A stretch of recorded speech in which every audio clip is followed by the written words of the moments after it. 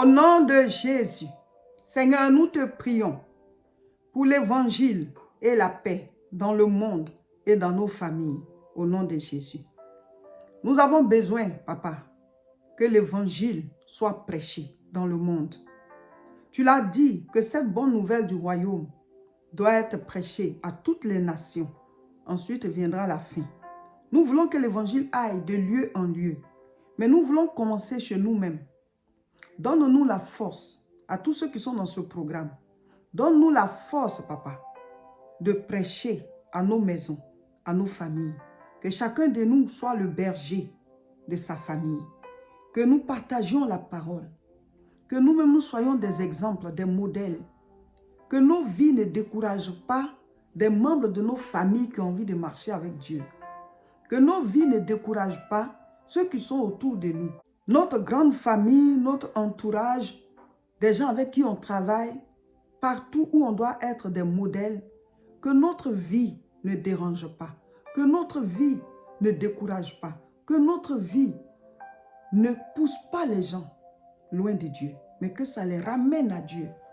Que notre vie ne soit pas un mauvais témoignage. Aide-nous, Papa, à marcher dans tes voies, nous qui t'avons connu, pour que nous soyons des modèles. Aide-nous à parler de toi autour de nous, en commençant par les membres de nos familles.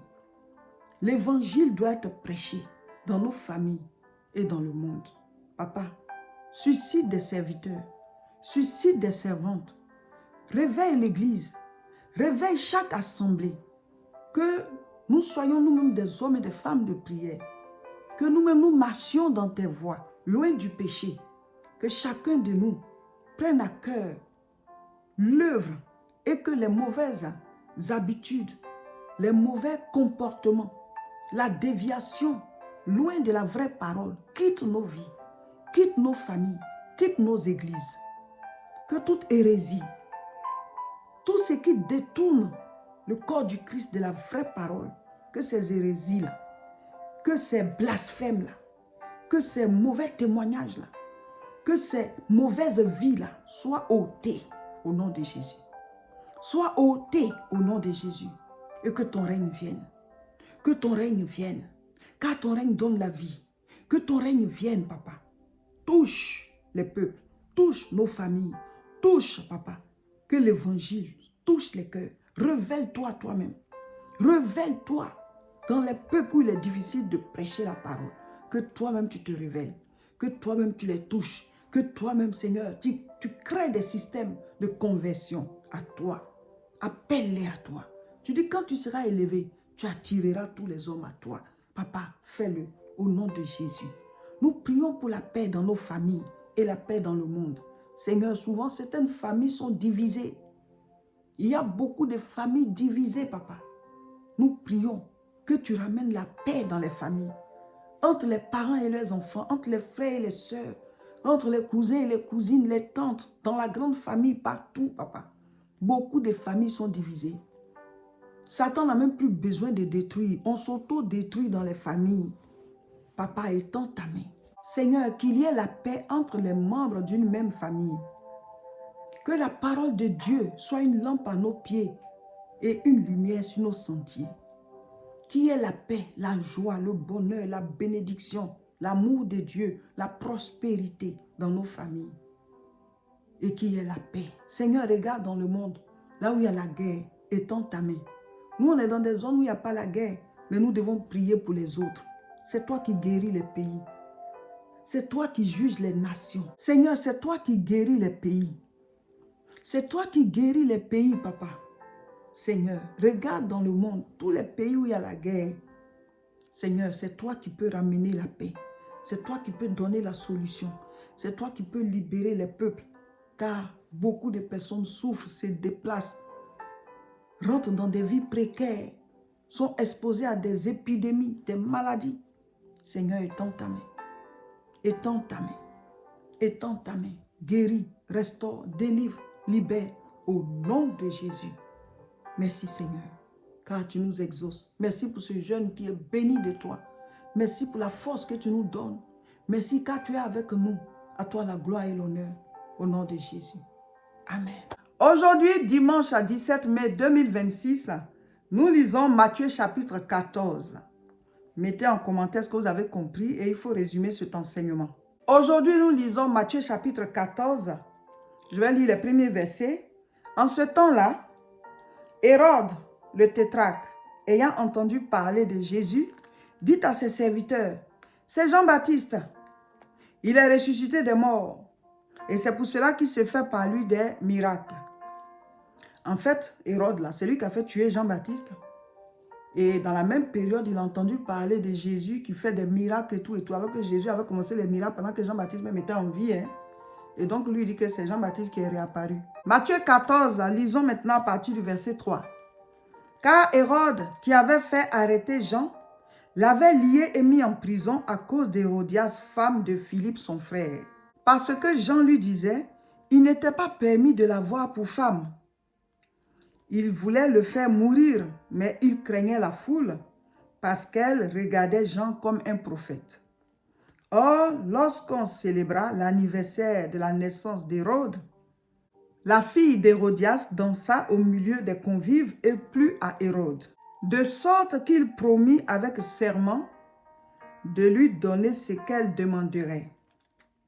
À l'instigation de sa mère, elle dit, « Donne-moi ici sur un plat la tête de Jean-Baptiste. »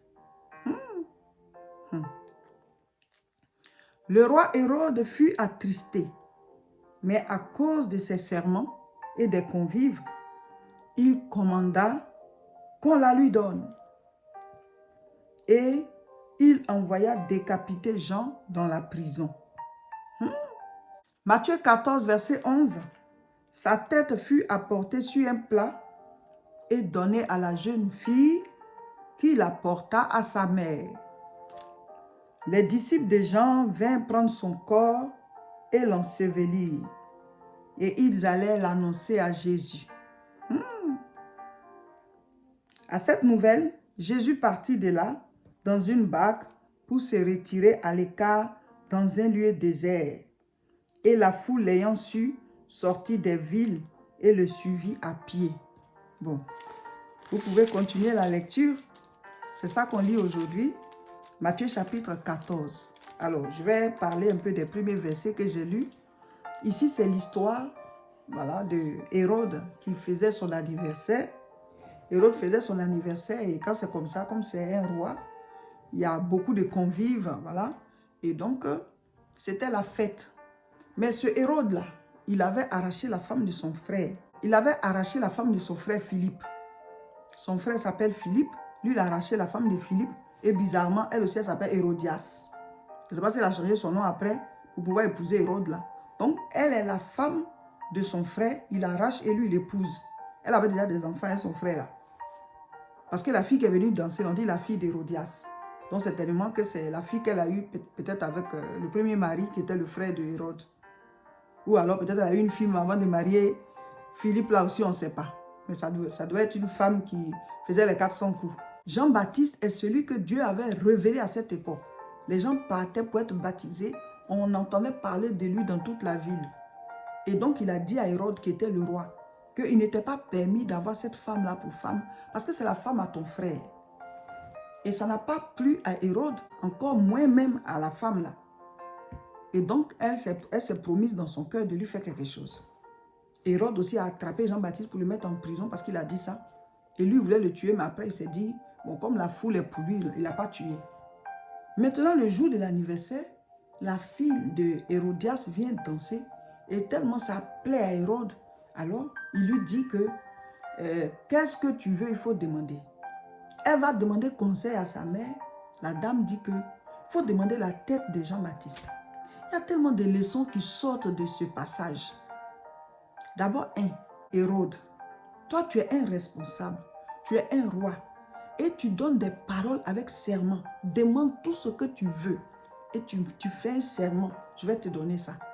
Je vais vous dire, dans votre vie, ne vous mettez pas en prison comme ça avec vos propres paroles. Prends un engagement pour dire quel que soit ce que c'est, je vais le faire. Et tu ne sais même pas ce que la personne va demander. Et si elle dit que je veux même prendre ta place de roi, puisque tu as fait un serment, c'est parce qu'elle a demandé la tête de Jean-Baptiste. Mais si elle dit que toi-même, là, quitte-la, moi, je vais être roi à ta place. C'est fini. Tu as fait un serment, non? Vous voyez, souvent, nous-mêmes, là, on s'engage dans des problèmes avec nos paroles. C'est ça qu'Hérode a fait, là. Lui-même n'avait plus envie de tuer Jean-Baptiste. Jean-Baptiste était en prison. Il aurait pu le tuer le même jour qu'il l'a mis en prison.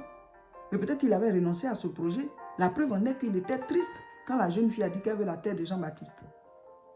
Donc, nos serments, nos paroles qu'on donne aux gens, nos promesses là, ça nous emprisonne. Ça va te faire pécher. Tu décides des choses, tu déclares des choses sans réfléchir. Hérode était dans une certaine ambiance, il n'a même pas réfléchi avant de dire cette parole. Souvent, ça nous arrive. Tu es dans une certaine émotion, tu prends des décisions et ça va impacter la suite de ta vie. Ou bien qui va impacter d'autres personnes. Tu n'as même pas réfléchi à ça, mais tu es dans une certaine ambiance qui est passagère, hein? Mais tu vas poser un acte qui sera permanent. Là, il a tué Jean-Baptiste. Il a fait tuer Jean-Baptiste. Et c'est un péché. D'ailleurs, tuer quelqu'un et en plus un prophète. Juste parce que sur un coup de tête, il prend une décision, il fait des serments. Décision avec serment à l'appui. Il a eu la chance qu'elle n'a pas dit que je veux ta place de roi. Je veux être la reine maintenant. Il allait descendre de son trône. Tu as fait un serment, non? Faisons attention aux promesses qu'on fait aux gens. Faisons attention aux décisions dans lesquelles on s'engage. Faisons attention aux boucles qu'on met sur nos paroles avec serment. Je te le promets. Et tu ne sais même pas ce que la personne va demander. Tu ne sais même pas ce que la personne va dire. C'est une erreur grave. Deuxième chose qu'on peut aussi sortir de ce passage, c'est que Hérodias a été une mauvaise maman. Ta fille a une opportunité. Elle aurait pu demander des parcelles, des maisons, des gardes. Je ne sais pas. Tu lui dis de demander la tête de Jean-Baptiste. Donc, cette femme Hérodias-là, elle a utilisé l'opportunité de sa fille. Elle a utilisé l'opportunité de sa fille pour assouvir son propre désir de vengeance. Elle a mal conseillé sa fille. Peut-être même que sa fille a regretté d'avoir demandé ça. Quelle jeune fille veut qu'on lui donne la tête de quelqu'un sur un plateau, surtout un prophète? Quelle jeune fille qui veut ça? Donc, elle a initié la petite à la sorcellerie comme ça. Parce que déposer la tête de quelqu'un dans un plateau, puis on lui donne à elle. Maintenant, c'est elle qui allait donner ça à sa maman. Pour montrer à tout le monde que c'est ma maman qui m'a dit de demander. Hein. Elle aurait pu garder la tête. Sa maman voulait juste qu'on tue Jean-Baptiste, mais elle aurait pu garder la tête. Elle allait lui donner. Pour dire que c'est elle qui m'a dit de demander cette tête-là. Souvent, nos enfants, comment est-ce qu'on les conseille? Quelle direction on donne à nos enfants? Ton désir de vengeance là, et puis tu mets ton enfant dedans. Tu en veux à quelqu'un, tu veux mal lui parler, tu dis à ton enfant de parler. On pousse nos enfants à poser des actes par rapport aux mauvais sentiments qui sont dans nos cœurs. Elle a fait rater une grande opportunité à sa fille. Elle a dansé, on veut lui faire cadeau de certaines choses. Toi, tu demandes la tête de Jean-Baptiste. Elle allait se faire conseiller. Sa propre mère a été une mauvaise conseillère pour elle. Elle va faire quoi avec la tête de Jean-Baptiste? Elle va faire quoi avec? Et pourquoi ne pas avoir pardonné à Jean-Baptiste? Puisque tu es déjà avec le monsieur. Tu ne l'as pas quitté, tu es là. Si ce n'est pas que le cœur de cette femme était mauvais. Et elle a détruit l'opportunité de sa fille. Elle a même détruit aussi sa fille. Parce que je ne sais pas si elle peut encore se sentir bien après avoir demandé qu'on coupe la tête de Jean-Baptiste. Elle n'avait rien contre Jean-Baptiste, la jeune fille. Mes frères, la vie nous enseigne, la parole là, tout ce que Dieu a mis dedans, des exemples de cas de certaines personnes pour que nous-mêmes ça nous enseigne. Une troisième chose qu'on peut relever ici, c'est que, à mon avis, Jean-Baptiste n'a pas voulu lutter. Je crois que sa mission était terminée et que lui-même il voulait partir. Parce qu'il a dit qu'il faut que Jésus croisse et que lui diminue. Il était là pour précéder le Christ. Donc, dès l'instant où Jésus a commencé sa mission, lui, Jean-Baptiste, il avait fini sa mission. Donc, je pense qu'il n'a pas lutté. Sinon, en tant que prophète de Dieu, en tant que prophète, c'est lui qui a dit, voici l'agneau de Dieu qui ôte le péché du monde. Il aurait seulement fallu que lui proclame que Hérode, même là-bas où il est assis, là, qu'il meurt. Que la femme la meurt. Que la fille la meurt. Avant même que les gardes ne viennent le trouver. Que tous même un trou s'ouvre dans la terre qui soit avalé. Ça allait se faire. Il allait commander que le feu descende du ciel et que ça consume et Hérode et Hérodias et tout le monde et les gardes qui viennent le décapiter. Ça allait se faire. Ça a été fait avant lui par des prophètes. Au temps de Moïse, la terre s'est ouverte comme ça pour avaler des gens. Au temps d'Élie, le feu est descendu du ciel pour brûler des gens en même temps. Je vais lire. 2 Rois 1, verset 10. Élie répondit au chef des 50. Si je suis un homme de Dieu, que le feu descende du ciel et te consume, toi et tes 50 hommes. Et le feu descendit du ciel et le consuma, lui et ses 50 hommes. Élie le prophète, le roi a envoyé un chef de son armée avec 50 soldats pour venir le chercher. Quand ils sont arrivés là, Élie a commandé, le feu s'est descendu sur eux, ça les a tués. Donc, Jean-Baptiste aurait pu faire ça. Jean-Baptiste, Jésus a dit quoi? Tous ceux qui ont précédé Jean-Baptiste, il est plus grand qu'eux. Jean-Baptiste est plus grand en onction que Élie, que Moïse, qu'Abraham. Jésus a dit, il est plus grand que tous ceux-là. Donc, s'il avait commandé le feu, ceux qui venaient le décapiter, là, ils allaient mourir. Le roi, même sur son trône, il allait recevoir le feu, là. Mais il ne voulait pas lutter, à mon avis.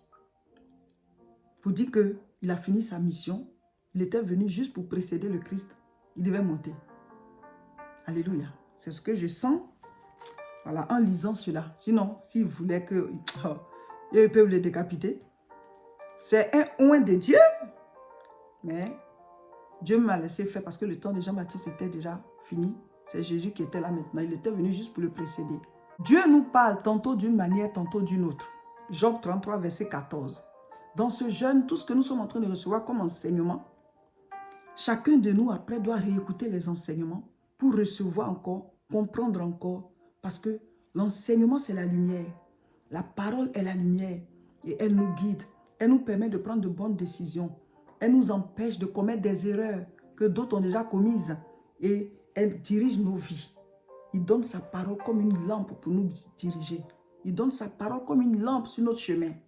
Amen. Bravo, bravo, bravo. Félicitations. Nous sommes en train d'achever la 2e semaine. Aujourd'hui, dimanche 17 mai 2026. Nous sommes au 14e jour. Je ne sais pas à quelle heure vous allez recevoir la vidéo, mais nous sommes en train de boucler la 2e semaine et demain, on va commencer la 3e semaine. Félicitations à vous tous. On a mis en ligne les nouvelles fiches, les fiches de la 3e semaine. Mettez-les en commentaire pour ceux qui les ont déjà reçues et que chacun prenne courage. Il nous reste une semaine. On n'a même pas faim. Le jeûne est puissant. L'onction est dans le train. Et cette semaine encore qui commence sera une semaine bénie de la part du Seigneur. Je prie. Seigneur, merci pour cette 2e semaine que nous achevons. Nous te confions la semaine 3, la dernière. Que ton onction soit encore plus forte. Que ta puissance soit encore plus forte. Que les enseignements soient encore puissants. Que nos prières, nos combats spirituels soient encore oints par toi. Merci Seigneur de bénir ce programme. Merci pour tout ce que tu as déjà fait. Et que cette dernière semaine soit puissante. Parle-nous au nom de Jésus. Amen.